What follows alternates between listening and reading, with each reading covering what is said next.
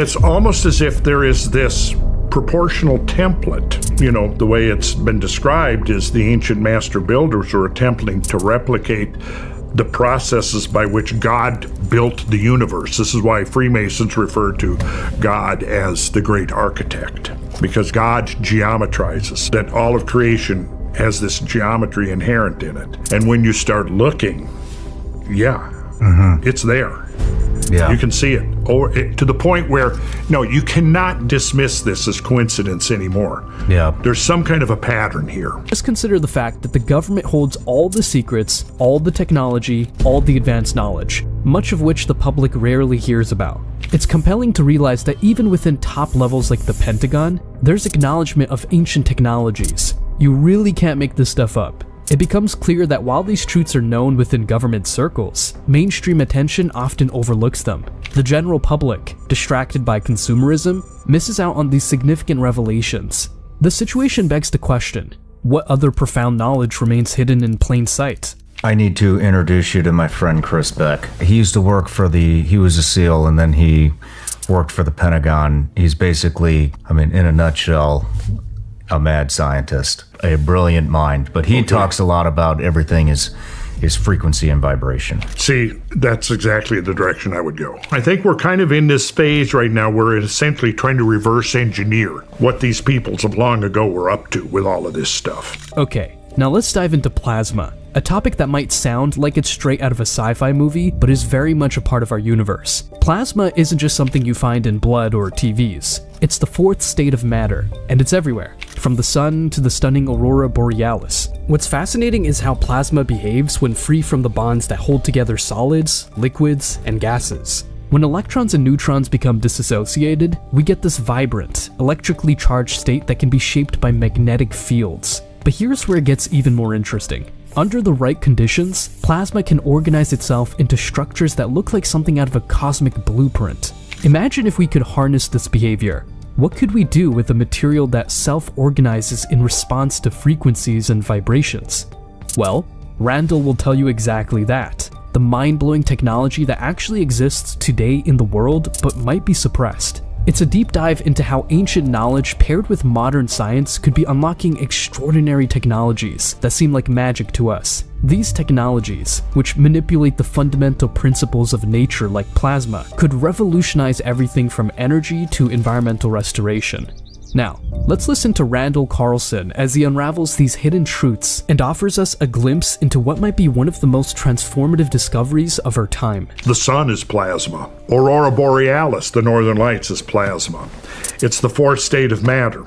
It's what happens when the electrons and the neutrons become completely disassociated. Solid, liquid, gas, degrees of freedom between electrons and neutrons, right? Even in a gas, there's still bonds. But when you get to plasma, they completely break free.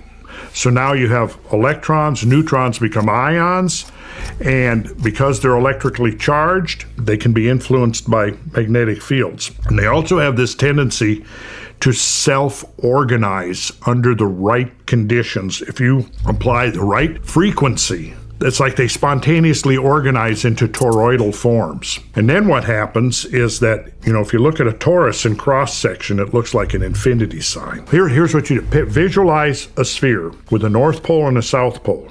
And now let's say you collapse that sphere so that the North Pole and the South Pole meet at the equator.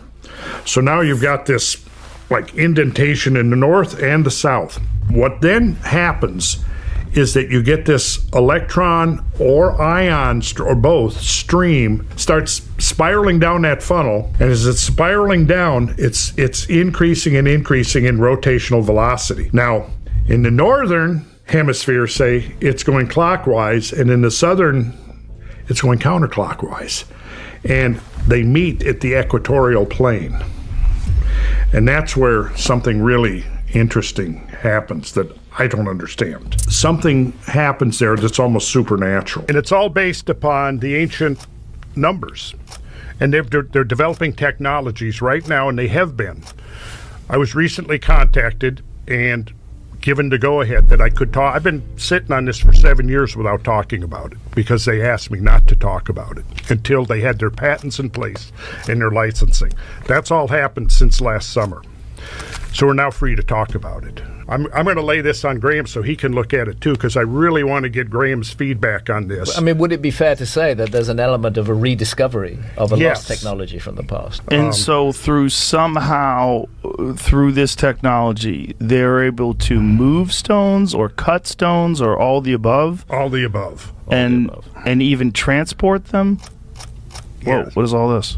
For about 7 years, Randall was in discussions with this inventor, piecing together a puzzle that many of us would find hard to believe. Now, he's ready to share these insights with the world. Interestingly, even major corporations like Mazda are peeking over the fence, intrigued by the potential of this technology. Let's hear from Randall himself on how it all unfolded. Pay close attention when he mentions those ratios. I'm sure you'll make the connection. When he first called me, he said, I've been working on this plasma energy and it's based on frequencies, and these frequencies are connected to these ancient sacred numbers. And he said, I watched a podcast and it was you giving a lecture and you were talking about ancient numbers, and the numbers you were mentioning were exactly the numbers that I found made this technology work. For example, the ratios of the spheres have to be in the ratio 4 to 3 to 2. And if they weren't in those proper ratios, you didn't get the effect.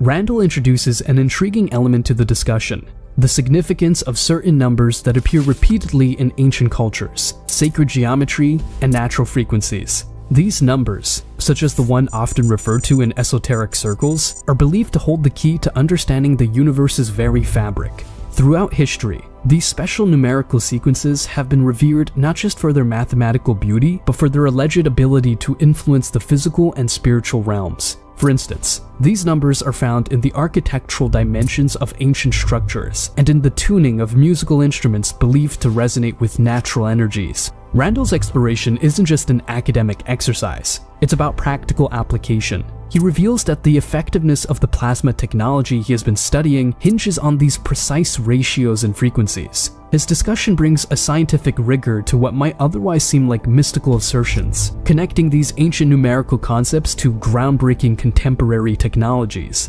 But what exactly is this technology? Randall isn't just talking theories. He has concrete evidence. He even shares photographs of a functioning installation outside of London, proving the technology works. This isn't a prototype or a concept.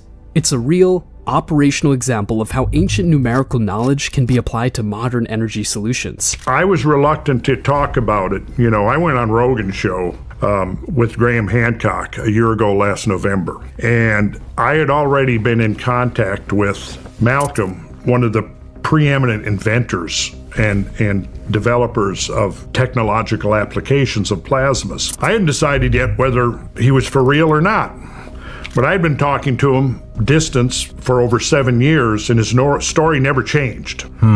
Right? And I took careful note of that, and I began looking at some of the things that he claimed as sources, and they all checked out. Going back to Nikola Tesla, right? Coming up through like half a dozen other researchers that had worked in some capacity trying to develop technologies around this plasma energy, like learning how to contain plasma and then extract energy from it. He's been developing these technologies using plasma, and it's frequency based. At this point, I already knew that the thunderstorm generator, and I'll show you pictures of one now that's been retrofitted on a 300 kilowatt generator on a substation outside of London. And they're testing the damn thing. And it works. It does what it's predicted to do, right? I mentioned that he was on an island where he'd gone because there had actually been a couple of attempts on his life. Time and again, revolutionary technologies that could reshape our world face significant resistance, not just from skeptics, but from powerful corporate and media interests. This plasma technology, discussed by Randall Carlson, is a prime example, but it's far from the only one. Historically, numerous inventions from alternative energy sources to medical breakthroughs have languished in obscurity or been actively suppressed. Consider the case of Nikola Tesla, whose pioneering work in wireless energy transmission was decades ahead of its time, yet struggled to receive the funding and support it deserved. Or the story of Stanley Meyer, who claimed to have developed a water-powered car engine, only to be met with lawsuits and claims of pseudoscience. These stories share a common theme. the challenge of introducing technologies that disrupt established industries. The media often plays a pivotal role, not just by ignoring these innovations, but occasionally mocking them, shaping public perception to view them as impractical or implausible. This derision can effectively sideline even the most promising advancements. The inventor of the plasma technology we're discussing chose to open source his work, hoping to sidestep these barriers. By making his designs and data publicly available, he aimed to protect his invention from being buried by the interests of those who stand to lose from its success. It's a bold move, reflective of the struggles many innovators face in bringing transformative ideas to the forefront. But now, it seems the tide may be turning. Mazda has shown interest in this plasma technology, as Randall mentioned. This could be a sign that the mainstream is finally ready to embrace such innovative solutions, or it might be an outlier in an otherwise cautious industry. Will this interest from a major automotive manufacturer pave the way for broader acceptance and integration of this technology? Let's hear from Randall about the current state of this technology and its prospects for mainstream success. So I kind of outed the guy inadvertently because he had told me that because of what the history of these kind of alternative energies not making it out, he decided he was going to use a different strategy. He was going to open source everything. All of his notes, and he had spent 7 years writing up his notes, several thousand pages of notes and schematics and diagrams. He had patent applications. All of this he was going to open source. I also mentioned the car manufacturer Mazda, who had expressed interest in the technology. Now, I don't think they've gone forward with it, but at the time I didn't realize, because I thought he'd given me the green light. I'm going to open source it, so, I'm going to put it all out there. Yeah. Okay, so turns out that he had and his small group of potential investors had signed a non-disclosure agreement with Mazda. And here I am on Joe Rogan. Mazda, the car manufacturer in Japan, is getting ready to do a $25 million testing of some of these prototypes. Shooting my big mouth off, innocently blabbing away. Okay. Now comes the most important part, where Randall Carlson explains in detail what he personally witnessed, and describes the actual workings of this mind-blowing technology. It's the kind of stuff we often associate with visionaries like Nikola Tesla, not something you'd expect to find readily embraced by today's scientific community. This technology, while incredible, typically flies under the radar due to its unconventional nature and the skepticism that surrounds such claims. We know these technologies are possible. History is littered with accounts of inventions that were way ahead of their time. Yet, there's always that hint of doubt, especially when such innovations are ignored by mainstream channels, and when friends and family dismiss them because they aren't featured in popular media. It's this environment of skepticism that often stifles the growth and acceptance of groundbreaking technologies. Here's Randall, ready to share firsthand what exactly the technology did in his presence. I knew that there was a whole series of testing coming up the next summer, which was last summer. And I was present at some of these tests and saw for myself what was happening. But I was there, saw it working, saw 2 generators, a control generator, and one with the technology. I watched as the engineers and the scientists there calibrated them both. And then I was the one who went up and started both generators. They're both in 2 separate rooms. So we've got readouts. We've got gas analyzers there, probes going up into the exhausts of the generators. We've got a couple of guys there with mass spectrometers hooked up. So we've got multiple ways of determining what's coming out of the exhaust pipes of these 2 generators, right? And we watched. So we got a first read. I can show you, actually. I've got a printout of the readouts right here on my computer. Really? Yeah, I do. And you can see you've got, I think it's called a Kane 5 something, because it measures 5 gases: carbon dioxide, carbon monoxide, nitrogen oxide, other hydrocarbons, probably like methane and whatever else, and oxygen. So basically, oxygen is like at a 4 or 5% coming out of the exhaust, which is about typical for a generator like that. You got, I think, like 12% of CO2, CO, etc. So as you're watching it, here's what happens. The carbon dioxide, carbon monoxide, hydrocarbons, and nitrogen oxides start going down. Oxygen starts coming up. Interesting. CO2 zeroes out. Carbon monoxide zeroes out. The nitrogen oxides go down to just a few parts per million, as does the other hydrocarbons. Oxygen tops out at over 20, I don't remember exactly, between 20 and 21%, which is optimum percentage of oxygen for pure unpolluted air. So what is now coming out of the generator, the The generator with the technology is pure unpolluted air. No kidding. No kidding. No Whoa. kidding. On top of that, what it's doing, it's capturing everything that's coming out, and it's feeding it back into the thunderstorm generator. So at the initial, in order to get the plasma separation to occur, I think you have to get it up to like 700 and some degrees. But once you do that, it's almost, not quite, but almost self-perpetuating.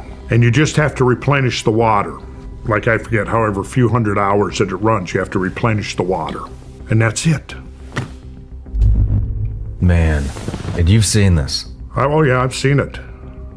And I've known, multiple people now that have seen it. The Admiral, he took it back to India. India is seriously looking at it and as a retrofit for their Navy. Man. The industrial, and I can show you this on the computer too. I've got photographs of like the big industrial scale application on the 300 kilowatt Perkins generator on the substation in London. I mean, they're testing it, and they may start retrofitting all of their because it doubles to triples the efficiency of these engines. Wow. Yeah.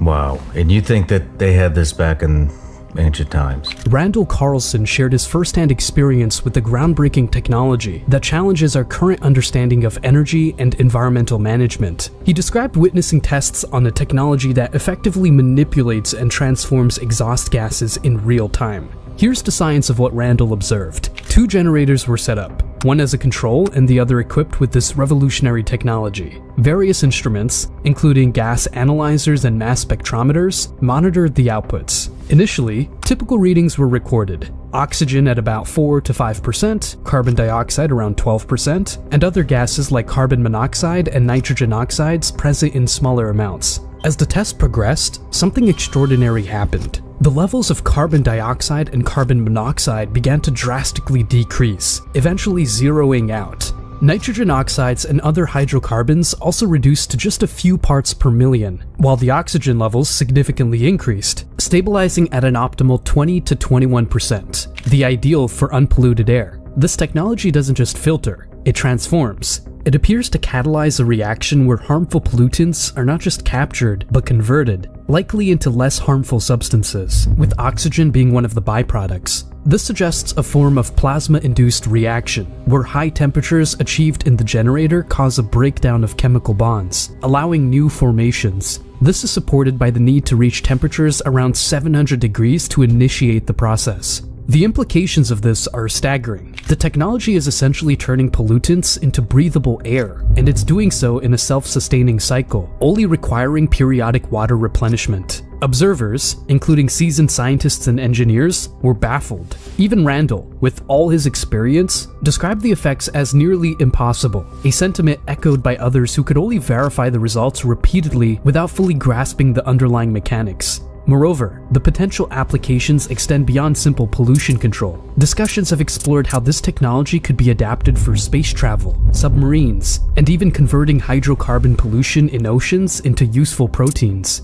The transformative nature of this technology could revolutionize how we manage environmental challenges. It's important to remember the significance of what's being claimed here. A system that cleans air, conserves itself, and adapts across various applications isn't just innovative, it's revolutionary. It begs a broader discussion on how such technologies are developed, tested, and ultimately accepted or rejected by industries and regulators. Now, revisiting Sean's question. And you think that they had this back in ancient times? Consider how mind-blowing this technology is today. Imagine what might have been possible in ancient times, when they built the pyramids and other wonders of the world that still mystify us in terms of their construction, purpose, and the technologies they used. It really makes you think. But Randall doesn't stop there. He notes that even the scientists present at the testing are scratching their heads. They're at a loss to fully explain how this technology works. When I was there at this testing, I'm seeing these scientists, physicists and engineers stuff, they're all scratching their heads, going, okay, we see this, but they've been struggling for a year now to explain what is actually happening.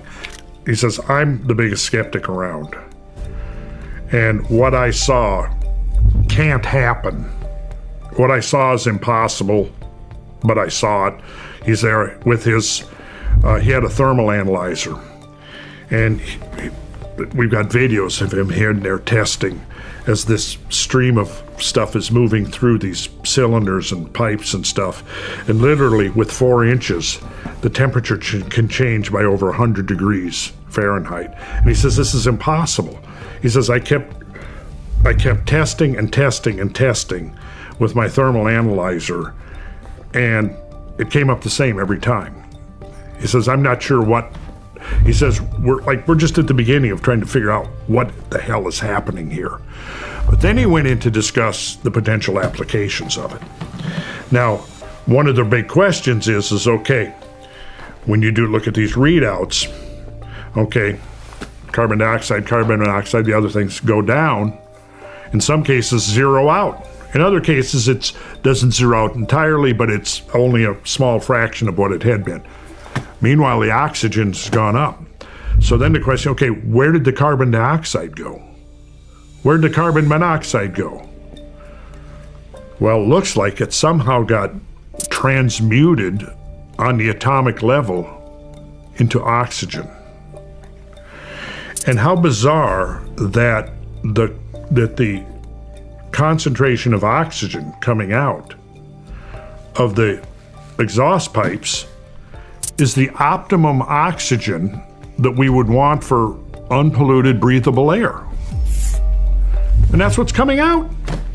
But there's other applications that look like they could be, I mean, some of the stuff that I've seen some of these guys talking about is space travel, submarines, possibly even the conversion of hydrocarbon-based pollution in oceans into protein, which could be very interesting. Yeah. And I don't know much about that, but that's one of the potential applications that's already been demonstrated to be possible. I think we're kind of in this phase right now where we're essentially trying to reverse engineer what these peoples of long ago were up to with all of this stuff. Yeah.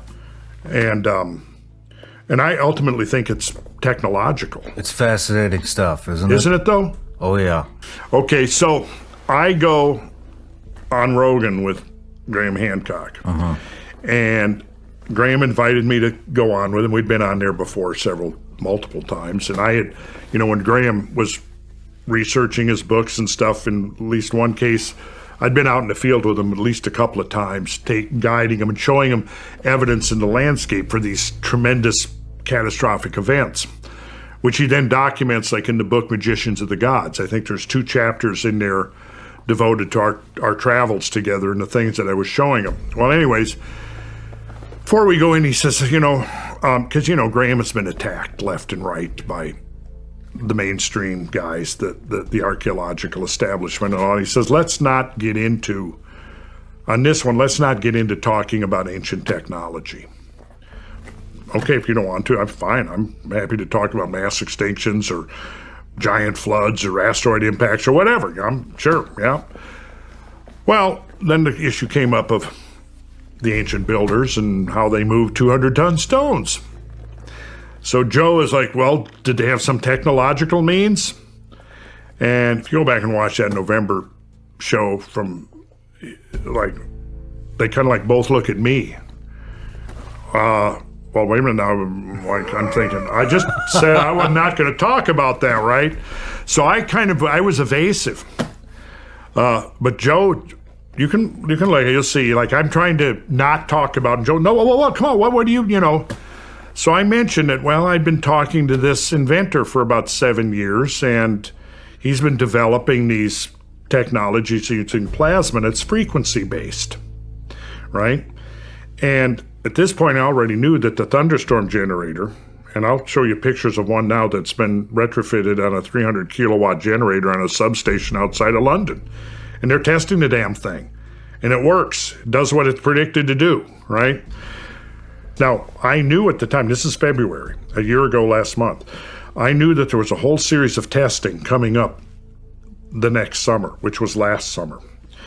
And I was present at some of these tests and saw for myself what was happening and was able to, there with an admiral, a retired admiral from the Indian Navy, flew all the way over from India to be there present at this testing. that was at a major industrial laboratory at one of the research labs out in Raleigh, North Carolina. That's all at this point that I can say about it, but until the final test results are published. But I was there, saw it working, saw 2 generators, a control generator, and one with the technology. I watched as the engineers and the scientists there calibrated them both. And then I was the one who went up and started both generators. They're both in 2 separate rooms. Started the technology on one of the generators. And so we've got readouts. We've got gas analyzers there, probes going up into the exhausts of the generators. We've got a couple of guys there with mass spectrometers hooked up. So we've got multiple ways of determining what's coming out of the exhaust pipes of these 2 generators, right? Yeah. I go up there and I flip the switch on the one that has the thunderstorm, I'll call it the thunderstorm, the plasma generating retrofit to it. And we watch. So we got a first read. I can show you, actually. I've got a printout of the readouts right here on my computer. Really? Yeah, I do. And you can see you've got, I think it's called a Kane 5 something, because it measures 5 gases. Carbon dioxide, carbon monoxide, nitrogen oxide, other methane, other hydrocarbons, probably like methane and whatever else, and oxygen. Okay, so flip the technology on. You can sit there, I can watch the mass spectrometer, I can watch the gas analyzer. You're looking at like 10% or parts per million. Let's see. Carbon dioxide, carbon monoxide, and oxygen were in percentages. Methane and nitrogen oxide were in parts per million. So basically, oxygen is like at a 4 or 5% coming out of the exhaust, which is about typical for a generator like that. You got, I think, like 10, 11 was it 12% of CO2, CO, etc. So as you're watching it, here's what happens. The carbon dioxide, carbon monoxide, methane, hydrocarbons, and nitrogen oxides start going down. Oxygen starts coming up. Interesting. CO2 zeroes out. Carbon monoxide zeroes out. The nitrogen oxides go down to just a few parts per million, as does the other hydrocarbons. Oxygen tops out at over 20, I don't remember exactly, between 20 and 21%, which is optimum percentage of oxygen for pure unpolluted air. So what is now coming out of the generator, the generator with the technology, is pure unpolluted air. No kidding. No kidding. No Whoa. kidding. Yeah. On top of that, what it's doing, it's capturing everything that's coming out, and it's feeding it back into the thunderstorm generator. So at the initial, in order to get the plasma separation to occur, I think you have to get it up to like 700 and some degrees. But once you do that, it's almost, not quite, but almost self-perpetuating. And you just have to replenish the water. Like, I forget, however few hundred hours that it runs, you have to replenish the water. And that's it. Man, and you've seen this. Oh yeah, I've seen it. And I've known, multiple people now that have seen it. The Admiral, he took it back to India. India is seriously looking at it and as a retrofit for their Navy. Man. The industrial, and I can show you this on the computer too. I've got photographs of like the big industrial scale application on the 300 kilowatt Perkins generator on the substation in London. I mean, they're testing it, and they may start retrofitting all of their because it doubles to triples the efficiency of these engines. Wow. Yeah. Wow. And you think that they had this back in ancient times? Some iteration of it, I suspect. I suspect, and here, now, it just gets more bizarre as we go on. When you create these vortexes, you start this spiral motion inside the sphere, and then it travels down. So you got an outer cylinder and an inner cylinder. And one vortex is inside the outer, but outside the inner. Does that make sense? Yeah. Then the next vortex going in the opposite direction, and the opposite spin is inside the next cylinder. Okay. Now, in order to transition from, and again, and I can show you this on here, because I got photographs of all the components, how they fit together, videos of them being assembled in the machine shops, right here on this laptop, so you can see it. You can't, like if you have a sphere and you just cut a round hole in it and you stick a cylinder onto it, it's got this like sharp edge, and that would induce turbulence that would affect this coherent, organized vortex that forms. So you have to have a transition between the cylinder and the sphere to prevent that turbulence from being introduced. Experimentation has shown that one angle seems to be optimum for minimizing the introduction of the turbulence. What do you think that angle is?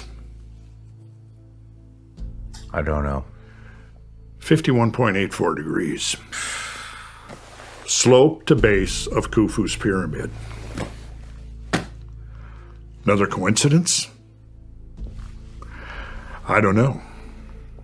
But that leads me to think, okay, I've suspected all along that these pyramids and these structures are part of an ancient technological system, probably somewhat along the lines of the principles of Nikola Tesla, right? Who was able to generate energy by setting up some kind of a relationship between the Earth and the ionosphere.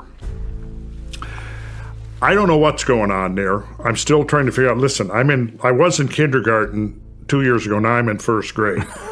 But when I was there at this testing, I'm seeing these scientists, physicists and engineers and stuff, they're all scratching their heads, going, okay, we see this, but they've been struggling for a year now to explain what is actually happening. There's a fellow by the name of Bob Grenier, who I think has probably come as close as anybody. He's head of the Martin Fleischmann Memorial Project.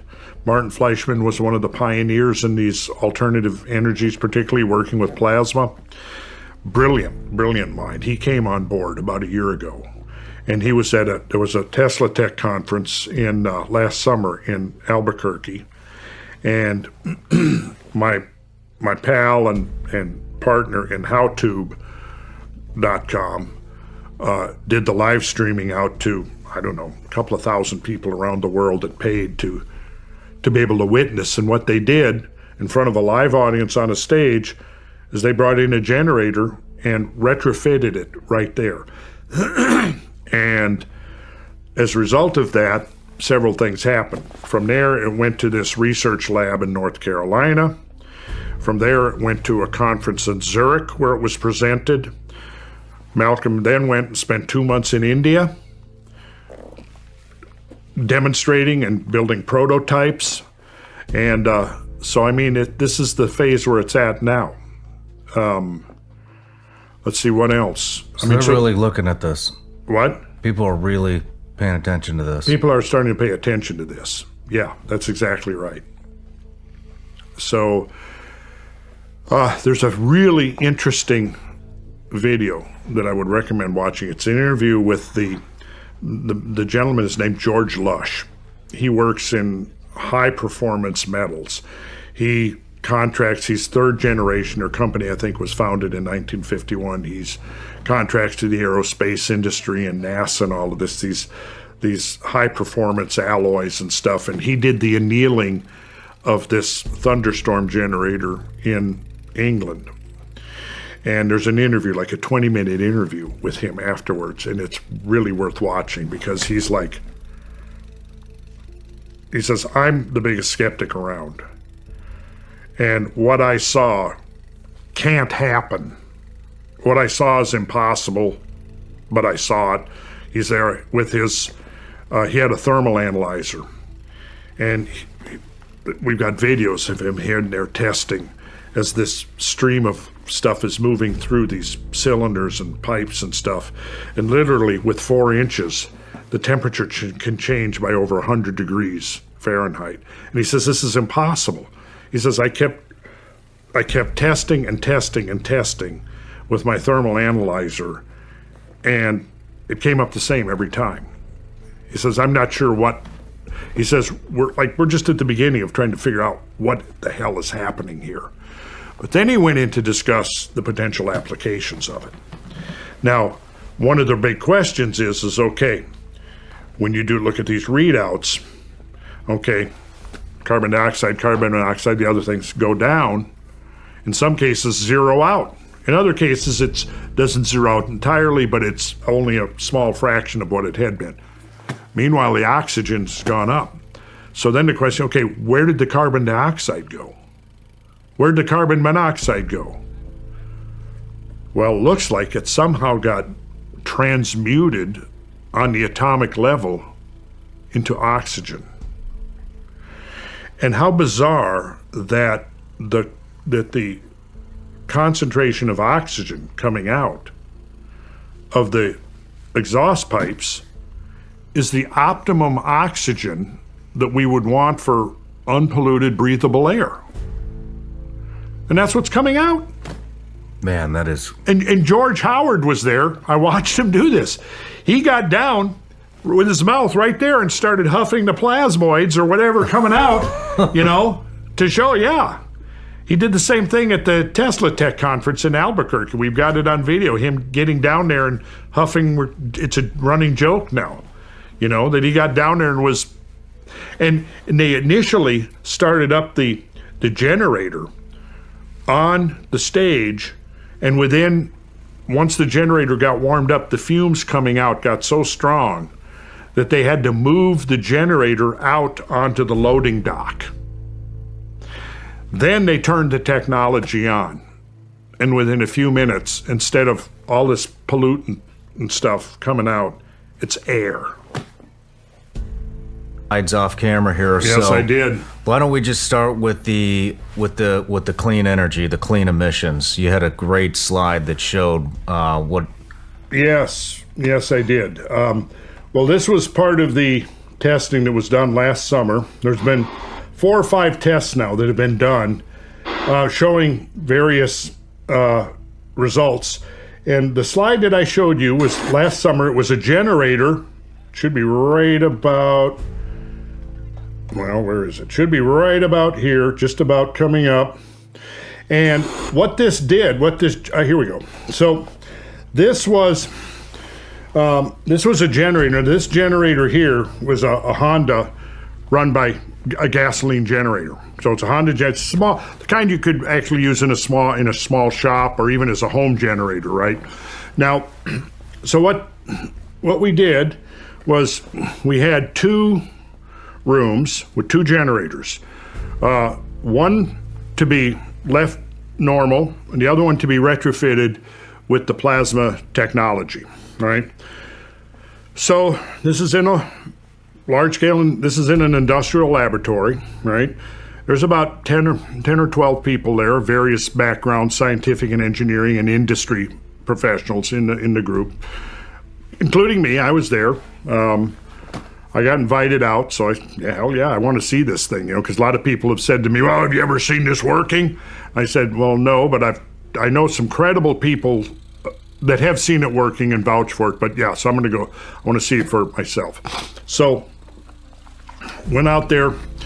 So they ran both generators, calibrated them, looked at the emissions coming out of them, calibrated them. They were essentially the same. And then one of them was retrofitted with the technology, right? So with everybody standing around, turned both generators on, and got to let the generators warm up a minute, right? And then once the generators are warm, the one generator, which had the technology on it, there's a switch to turn the technology on, and it just run in line with the exhaust and the carburetor. And, I can provide you with a slide with some diagrams that shows you the the hookup of the thing. It's actually pretty simple. Okay, so I flipped the switch to turn the technology on.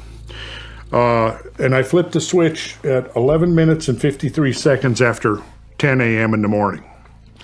Okay, so now at this point, we've got a gas analyzer in both generators, and we've got mass spectrometers hooked up to both generators. So, the guys are sitting there with their mass spectrometers. You could see the changing real time. I could watch there on the computer screen, right?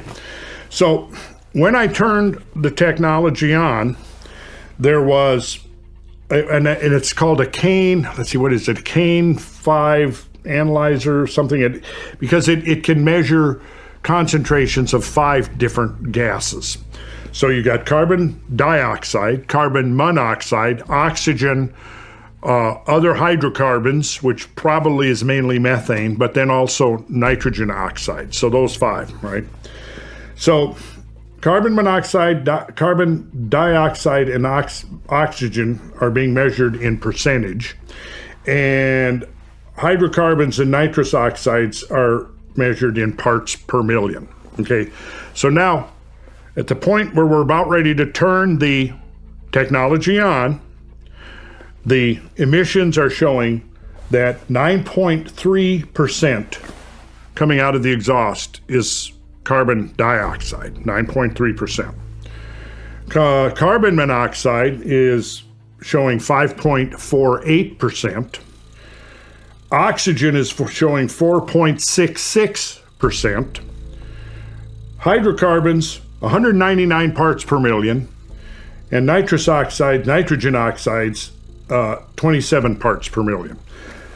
This is at 11 minutes and 53 seconds after 10 o'clock. Flip the switch, technology now activates. At 15 minutes and 39 seconds after 10 o'clock, what's coming out, and you've seen this now, so I'm describing, but you've seen it here, and this is the actual printout right from the testing.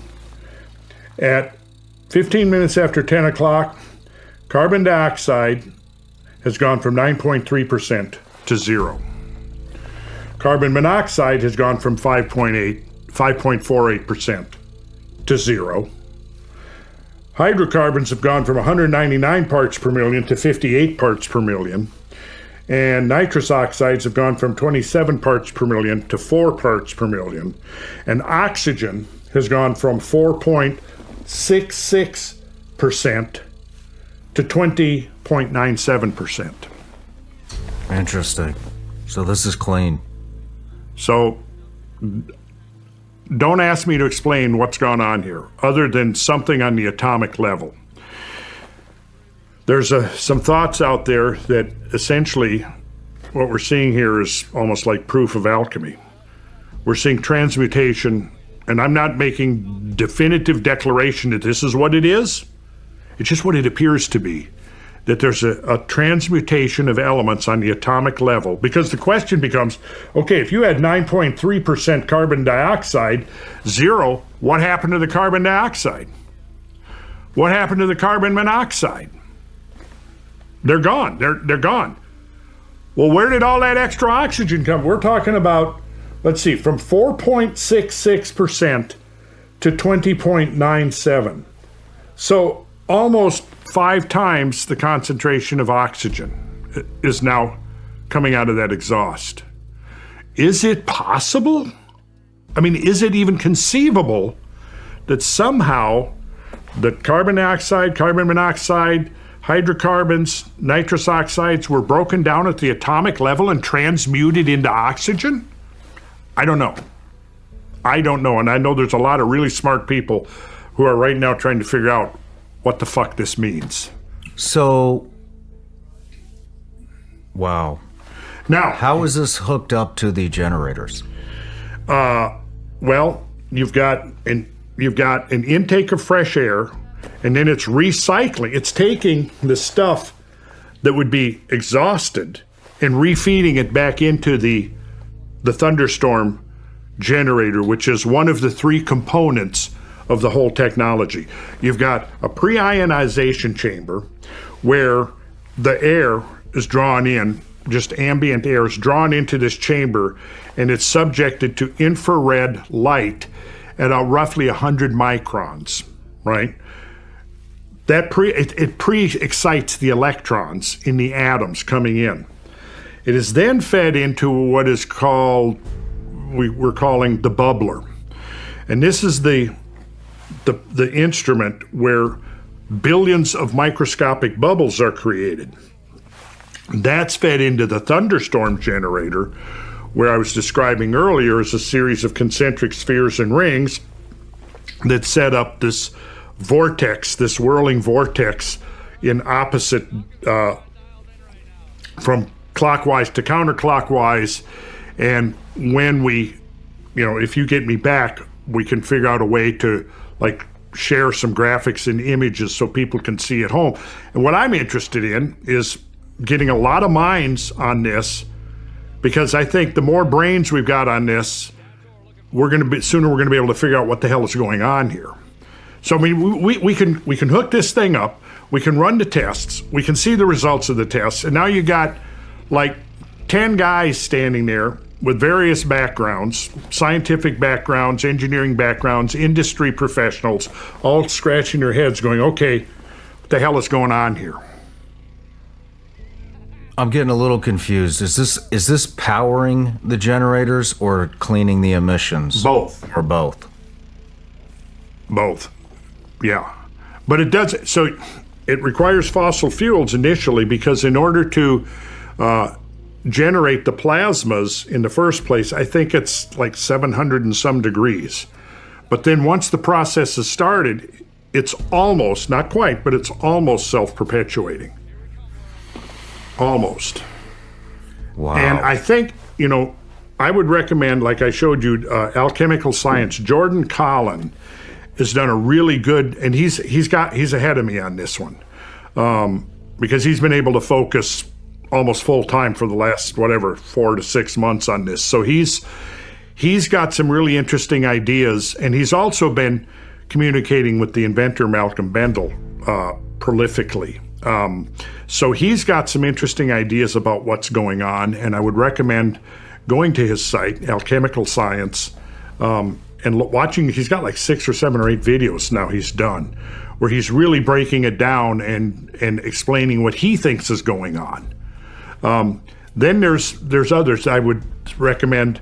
StrikeFoundation.earth has got video clips up there, and that's the nonprofit organization that was created to try to put this technology out to the world.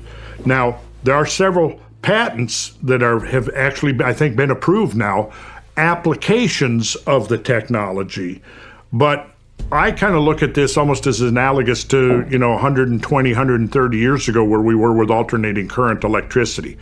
If you go back and read the history of alternating current electricity, you had a bunch of scientists, inventors, and engineers all scratching their heads trying to figure out, how does this work, right? And I don't think we still ultimately don't know what it is and how it works, but we know how to apply it to all kinds of different things.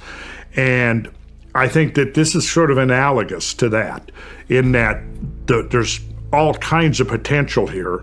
Malcolm and his small team, through Alpha Prospects Limited, which is a website people can go to also learn about it, have applied and I think now received, the last I heard, or they were about to get approved for several patents. But all the rest of it, the basic principles, are open sourced on the web.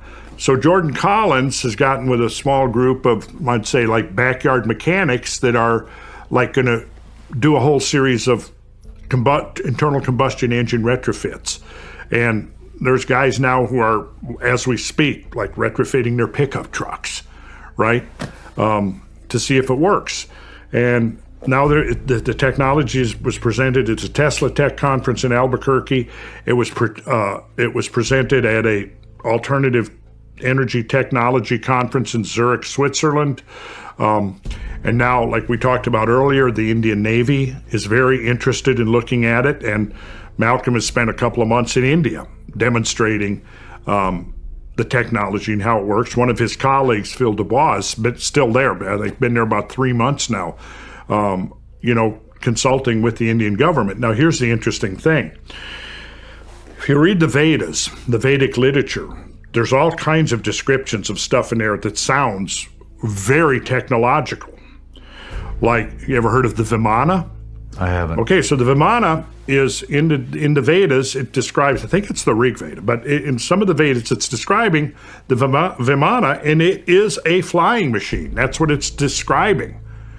You know, the Vimana is a flying machine. Look it up on your phone right now and you'll see, you know. The other thing is the Vajra, and you see these depictions of the great king god Indra wielding the Vajra, right? And then this is like from 4,000 and 5,000 years ago in Vedic India, right? Then fast forward to like 3,000 years ago roughly, and you see the god Mitra in Persia wielding the Vajra. Then fast forward about another 1,000 years, and in Greece you see Zeus wielding the Vajra. It's called the thunderbolt. Zeus wielding the thunderbolt. Then you can see Roman times the god Mithras wielding the thunderbolt. Well, you look at what they're wielding, and it's pretty much all the same instrument. And it was described as the most powerful instrument in the universe. And when you look at the depictions, and next time I come back on, I can show you this. I'll have images and graphics of replicas of the Vajra. Now, the Vajra, still to this day, there are replicas that are probably duplicates of things that were thousands of artifacts that were found that are thousands of years old. This is a replica of the Vajra. Well, when you look at that, and you look at the components of the thunderstorm generator, you go, oh, okay, Interesting. And I can show you the correlations when I come back. Now, how's this been received at all these summits that it was presented to in the Indian Navy? Well, the last I've heard, the Indian Navy is seriously looking at it for retrofitting ships. I haven't gotten the latest, but the one result of the demonstration out in the Tesla Tech conference last summer in Albuquerque, Mike Robertson, who's the founder of HowTube, which I've partnered with, he live streamed out to like several thousand people around the world. There was also an audience. They did this up on stage, up in an audience of several hundred people seeing it firsthand. They took the generator and retrofitted it on stage, videoed the whole thing, and podcasted out to the world. So as a result of that, Malcolm got invited to this conference in Zurich, Switzerland. So he presented there. Now, at the Tesla Tech conference in Albuquerque, he ended up being sort of the star presenter at the conference. And he was just like last minute. They brought him on, and then he ended up being the star presenter at the thing. And it's all on record now. It's all videotaped. Anybody can track these down, and on my website I'll have all the links and stuff. But I think Jordan Collin at Alchemical Science already has the links up, so people can go and they can see those videos for themselves. And the idea now is to get it out. So, there's been a whole succession of inventors and scientists that have been working directly or peripherally in this field with this type of energy. And their work has been stolen, locked up, suppressed, classified. The strategy now is get it out there. Open source, so anybody can access it. Decide for yourself whether it's legit. I'd say don't make up your mind beforehand or until you've looked into it. A lot of people say, oh, this is bullshit, without having taken 2 seconds to look into it. Yeah. Well, this is impossible. What you're describing is impossible. Well, I got, a dozen scientists, engineers, industry professionals that say, yeah, it's impossible, but God damn it, we saw it. We saw it. Yeah. And they're still trying to figure out what exactly they saw. Man, This is fascinating stuff, you know. It is. I agree. Doesn't even seem real.